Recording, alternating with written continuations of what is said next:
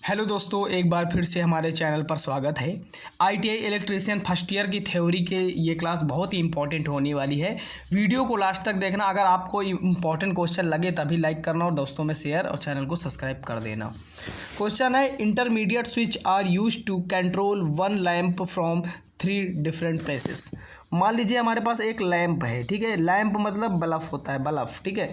इसको हम लोग 1, 2 और 3 जगह से इसको अगर हम कंट्रोल करेंगे, अगर 3 जगह से इसको हम कंट्रोल करेंगे तो हमको 3 अलग अलग स्थानों से अगर नियंत्रित करने के लिए उपयोग किए जाते हैं तो वो कितने 2 कितने किए जाते हैं 2 किए जाते हैं। इसका यूज़ रखना आपको याद रखना पड़ेगा कि जो मध्यवर्ती स्विच होता है कितने 2 वे स्विच लगेंगे। तो हमारे पास जो 2 वे स्विच लगेंगे वो कितने लगेंगे 2 लगेंगे। याद रखना 2 स्विच लगेंगे हमें, क्या, एक बल्ब को 3 अलग अलग जगह से कंट्रोल करने के लिए 2 हमारे 2 वे स्विच लगेंगे, याद रखिएगा। अगला क्वेश्चन है what is the advantage of concealed wiring. Concealed wiring का क्या फ़ायदा है?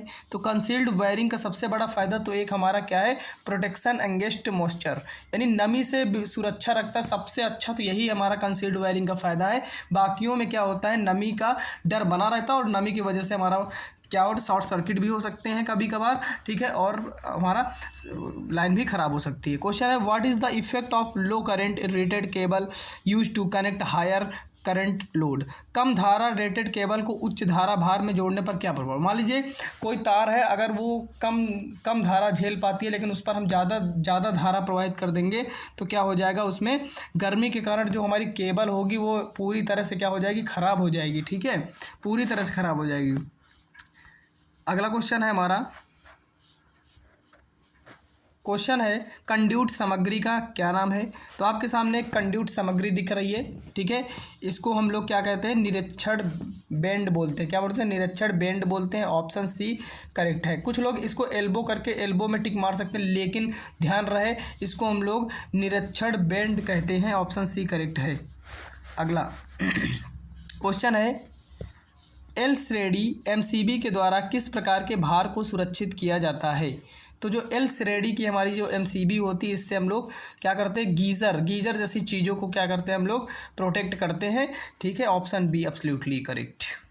नेक्स्ट इंपॉर्टेंट क्वेश्चन है, आपको एक चित्र दिख रहा है, इसमें से 1 मिनट, क्वेश्चन नहीं दिख रहा, हाँ। किस प्रकार का स्विच सर्किट में उपयोग करते हैं। देखिए यहाँ पर एक हमारा लैंप लगा हुआ है, यहाँ पर एक हमारा स्विच है। तो ये कौन सा स्विच दिख रहा है, तो ये एक हमारा कौन सा स्विच दिख रहा है, ये हमारा 2 वे स्विच दिख रहा है। कौन सा 2 वे स्विच दिख रहा है, कौन सा स्विच 2 वे स्विच दिख रहा है, इसलिए आपको याद रखना नंबर बी करेक्ट है, 2 वे स्विच।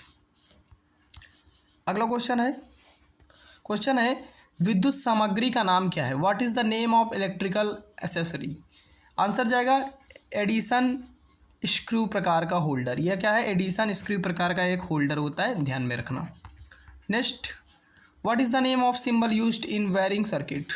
ये सिंबल का यूज हम लोग वायरिंग सर्किट में क्या दिखाने के लिए करते हैं, तो इसका मतलब है plug and socket. Option D correct, plug and socket.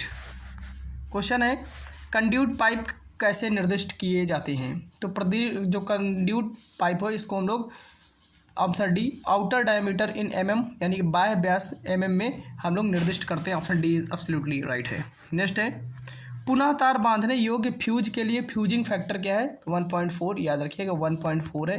Most important question. अगला क्वेश्चन है पेंडेंट होल्डर संयोजन के लिए अंडरराइटर की गांठ का उद्देश्य क्या है। ऑप्शन डी करेक्ट है।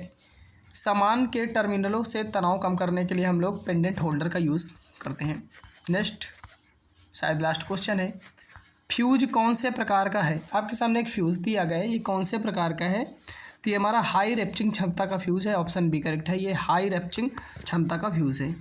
अगर डेली कंटेंट चाहते हैं आईटीआई का तो हमारे चैनल को सब्सक्राइब करें। जय हिंद।